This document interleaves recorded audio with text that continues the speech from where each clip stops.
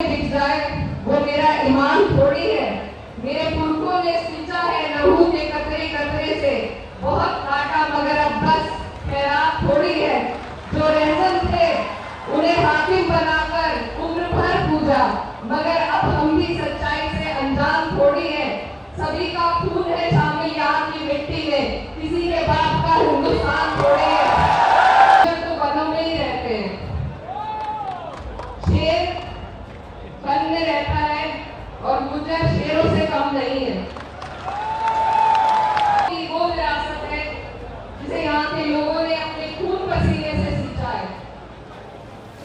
हमारे और भी भाई वन गुर्जर वो भी इसी तरीके से प्रताड़ित हो रहे हैं। तो हम सबको इस लड़ाई में एकजुट होकर ये लड़ाई लड़नी है। हम लोगों के दुख में आपके लिए फैसला नहीं ले सकती, जवाबदेही तो सरकार से ही बनेगी। और हम सब यहाँ आपके बीच आपकी इस लड़ाई को, आपकी आवाज को मजबूती देने के लिए सड़क हो, संसद हो, हर जगह आपकी आवाज उठाने का काम करेंगे। लेकिन हमें आपके बल की, आपकी हिम्मत की जरूरत है। तो बस मैं यही कहना चाहती हूँ कि ये बहुत साहस का काम है। निडर हो महापंचायत में उपस्थित हमारे समाज के दूर से नजदीक से आए हुए सभी सम्मानित बड़े बुजुर्ग और बहुत बड़ी तादाद में आई हुई मेरी माएँ बहनें, ये आज ऐसा ऐतिहासिक दिन है कि आपके बीच में मंच पर क्या करूं?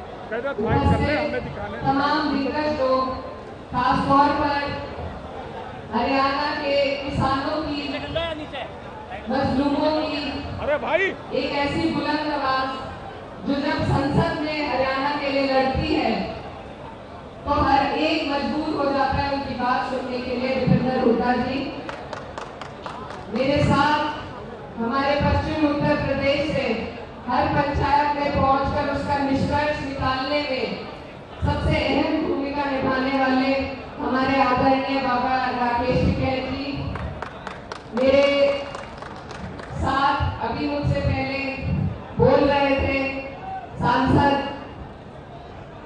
सतपाल ब्रह्मचारी जी, मेरे बड़े भाई अतुल प्रधान जी,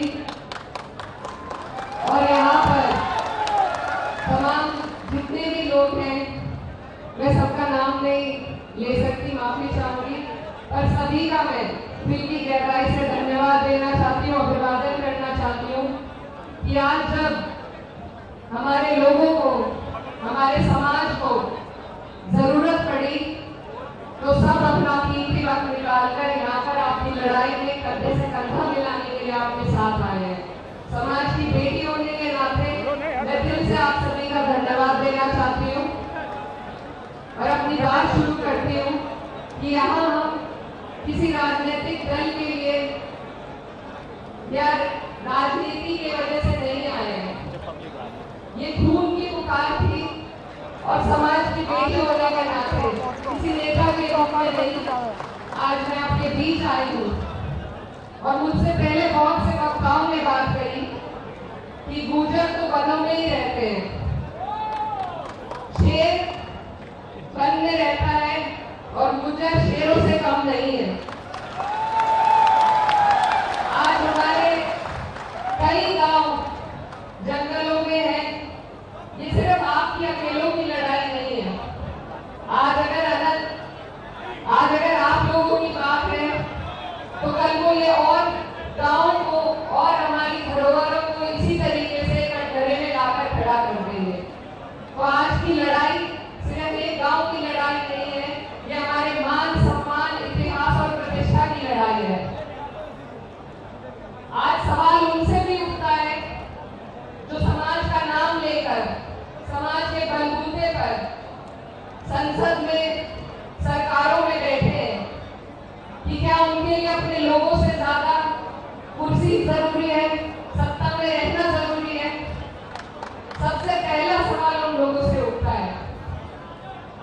बहुत लोग कह रहे हैं कि आदेश है, लेकिन कोई भी आदेश या इस तरह के फरमान अंग्रेजों के टाइम पर भी चलते थे।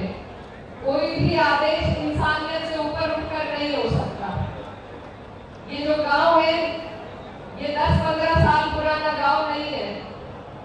इसका एक बहुत बड़ा इतिहास है, जिसको हम अनंत काल तोमर जी से जोड़कर देखते हैं।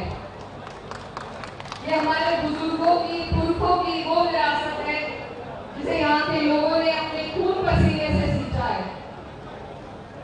हमारे और भी भाई वन गुजर, वो भी इसी तरीके से प्रताड़ित हो रहे हैं। तो हम सबको इस लड़ाई में एकजुट होकर ये लड़ाई लड़नी है, क्योंकि हमारे देश की जो संस्कृति है, यहाँ पर अलग अलग तरीके के, अलग अलग समाज के लोग, चाहे वो आदिवासी भाई हो, वन गुजर हो, या आज इस महापंचायत में मौजूद सभी लोग, हम सब जमीनों से, जंगलों से जुड़े लोग हैं। और आज अगर हमें हटाया जाएगा तो हम यहाँ किसी पूंजीपति को बसने नहीं देंगे। ये सरकार बहुत से फैसलों का, न्यायालय जो फैसले लेती है, ये सरकार उन फैसलों का श्रेय खुद लेती है और फिर उनका श्रेय लेकर आपके बीच में वोट मांगने के लिए आती है। तो अगर उनका श्रेय सरकार ले सकती है, तो आज क्या सरकार आप लोगों की मदद के लिए, आप लोगों के दुख में आपके लिए फैसला नहीं ले सकती? जवाबदेही तो सरकार से ही बनेगी। और हम सब यहाँ आपके बीच आपकी इस लड़ाई को, आपकी आवाज को मजबूती देने के लिए सड़क हो, संसद हो, हर जगह आपकी आवाज उठाने का काम करेंगे। लेकिन हमें आपके बल की, आपकी हिम्मत की जरूरत है। तो बस मैं यही कहना चाहती हूँ कि ये बहुत साहस का काम है। निडर होकर सत्ता की आंख में आंख डालना एक बहुत साहस का काम है।